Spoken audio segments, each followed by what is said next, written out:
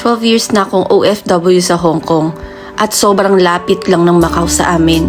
Pero first time kong makakapunta. Oo nga, bakit kaya? Tara, samahan niyo ako on my special day silipin ang ganda ng Macau. 8 AM in the morning, umalis na kami ng bahay dahil malayo-layo pa ang biyahe. After 20 minutes na biyahe galing sa bahay, nandito na kami sa Central and while waiting for the bus, nag-breakfast muna kami because this is gonna be a long day for us. From Central Hong Kong, sumakay kami ng airport bus A11 papuntang Hong Kong Zhuhai Macau Bridge. Papunta na kami sa port, 20 to 30 minutes ang biyahe from Central to airport. Perfect day, perfect weather para sa travel na to dahil mas masarap gumala ng hindi maulan. For this month kasi, init-ulan ang weather sa Hong Kong. Parang Pilipinas din. Speaking of Pinas, andito na pala tayo sa airport. Nakakamiss umuwi kada makikita ko to. Pero one stop pa bago sa destination natin.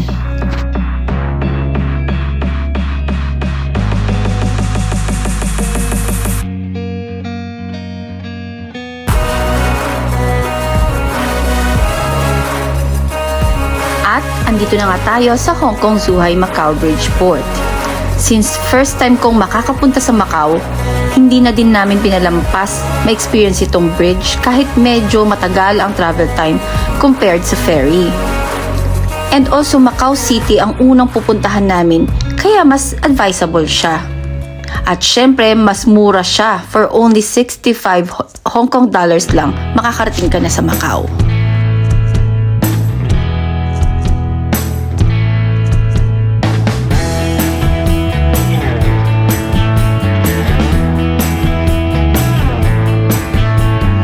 Ayan, we are now ready to board. Super excited na ako. Siguro mga 40 minutes ang biyahe nito.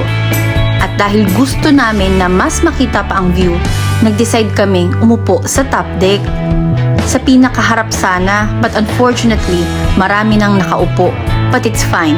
Kahit saan kayo umupo, kitang-kita pa rin naman ang magandang view. Habang na-amaze ako sa view dito sa bridge, napaisip ako, totoo nga ba ang sabi ng iba na hindi maganda ang Macau? 40 minutes na biyahe, malapit na tayo sa Macau. Siya nga pala, dahil sobrang haba ng bridge, few clips lang ang nilagay ko at gumawa na lang ako ng panibagong content para sa bridge. Thank you for traveling with the Hong Kong Zhuhai Macau Bridge Shuttle Bus. And finally, nandito na tayo sa Macau Port. From here, babiyahe naman tayo pa Macau City.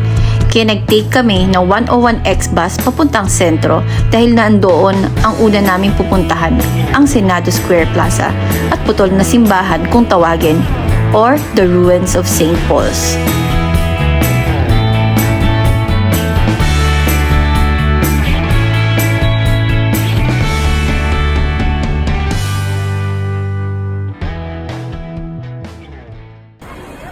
And we're here sa Senado Square Plaza. Isa rin ito sa tourist spot. Sa totoo lang, sa kagaya kong mahilig sa historical structure, super amazed ako sa mga nakikita ko.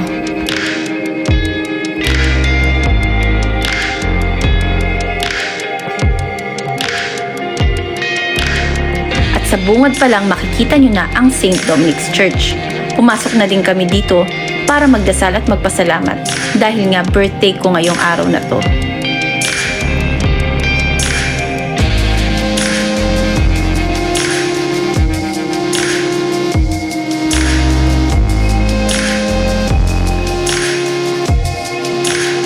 Pagkatapos namin sa St. Dominic's Church, tutungo na kami dun sa putol na simbahan or the ruins of St. Paul's.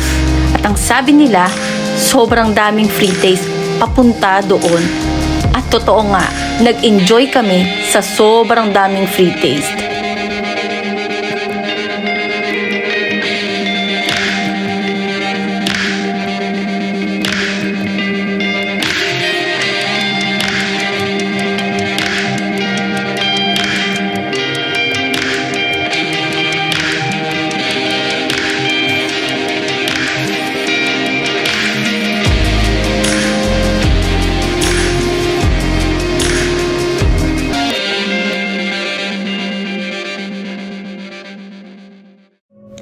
Ano nga bang naiisip ng tao pag sinabing Macau?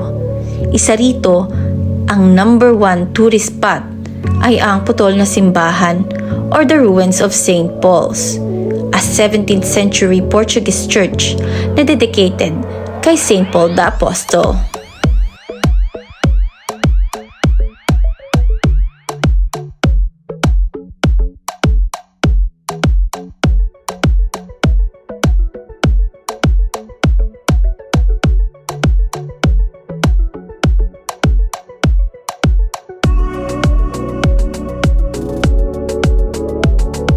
(2:30 na ng hapon, kaya nag-decide na kaming mag-lunch. Sa baba lang ng putol na simbahan nakakita kami ng Spanish restaurant. Napakaganda ng ambience niya. Kaya na inganyo naman kaming kumain at nagsiserve sila ng Portuguese foods na gusto naming tikman.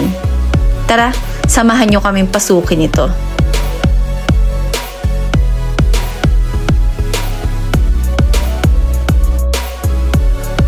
Actually, maliit lang siya na restaurant. Pero pagbaba ko nung nakita ko yung mga designs, colors, feeling ko binalik ako sa panahon ng Kastila. Not sure kung ganito talaga, pero yun lang yung feeling ko sa ambience.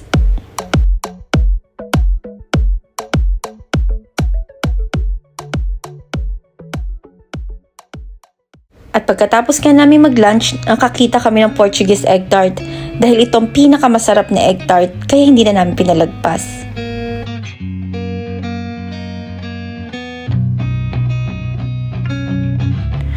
Check-in time na, kaya kailangan na naming pumunta sa Taypa. Naghanap kami ng bus stop papunta ng Taypa. Mga 20 minutes ang biyahe namin from Macau City to Taypa.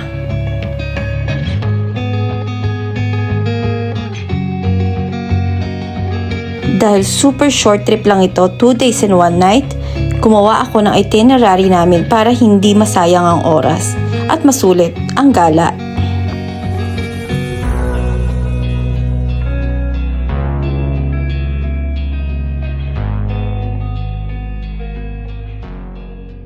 Finally, we're here at the Grandview Hotel in Taypa. 5 minutes away lang to by bus or by taxi papunta sa malalaking hotels and casinos na pupuntahan namin mamayang gabi. Tara, samahan nyo kaming pasukin to.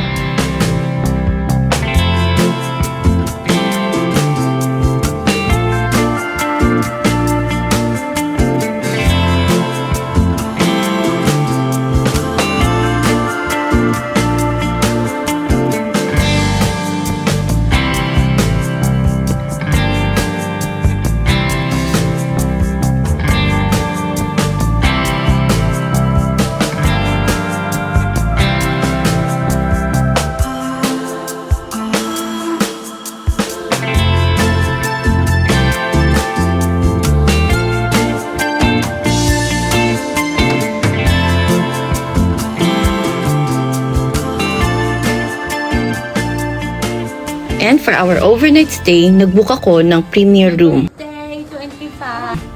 For only 868 Hong Kong dollars, including breakfast. Tara, pasukin natin. Pasok.